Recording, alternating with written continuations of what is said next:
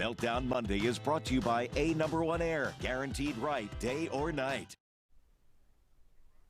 We are back with our Meltdown Monday here on this Monday, trying to help you get through what can be a difficult part of the week. And it's interesting, the article in The Guardian last week explored how a year without hugs could be affecting our mental health. And when you break it down from sort of a human evolution standpoint, we really are hardwired to need that kind of physical contact, even if it's just an affectionate hug from a family member. So how is it impacting our mental health?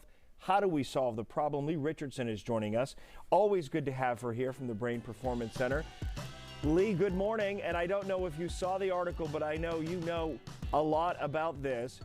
And it really does, our innate need for affection comes from the time we are in the womb, does it not? It does. It starts with, and it starts there and it goes all the way to the end of life. It's what we're used to as a baby. When a baby cries, what happens? We go pick the baby up and hug it. So it's a way we communicate from the early days. And what is it, do you think? Is it this idea that we're feeling pain or anxiety and just the comforting presence of somebody else sort of holding us makes us feel like we're not alone? Well, scientists have shown that the power of touch can reduce anxiety. They've shown that it improves your heart health.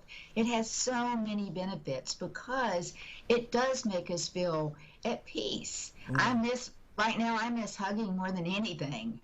Yeah, it speaks to also what we see among children, the adult children, of neglect. If they're neglected from the time they're born, then that's missing in their life. Those formative years, they don't experience that, and then it has a snowball effect and creates other issues of mental health. In those cases, how do you make up for it? How do you correct that situation? Well, I think, you need to talk about how nice it feels and reach out and take somebody's hand and say, doesn't that make you feel nice? And let people know it's okay to want that touch, because a lot of times we're raised that it's not okay to touch. And when you mentioned, at an early age, those orphanages where they're neglected and they don't get that touch. We've all seen how that can roll out to later life problems. So reaching out, eye contact is very powerful. If you can't touch someone, making good eye contact with them, virtual hugs, any way that you can let somebody know that you're sending that physical energy is reassuring. It's interesting. I talked to a teacher recently who has since retired, and he said that he could tell children in his class, in his gym class, who might have been neglected, he would hug each and every one of them. And it was obviously completely innocuous, but it was at a time when we were turning a corner and we were beginning to say no physicality between adult teachers and children in a classroom. I don't know, it could be a whole other conversation that's about our culture and politics, but really there are situations where there are humans among us, like that teacher, who wants to provide that innocuous hug to a child, and that's missing in a lot of cases. It is, and I think, in our assisted livings, in our elder population, that's missing. They're cut off from their family. They can't sit down and have dinner with their family. And, just a hand on your shoulder, someone coming up and putting a hand on my shoulder makes me feel reassured. It increases my confidence. Yeah, I want to talk about, lastly, Lee, the most vulnerable among us.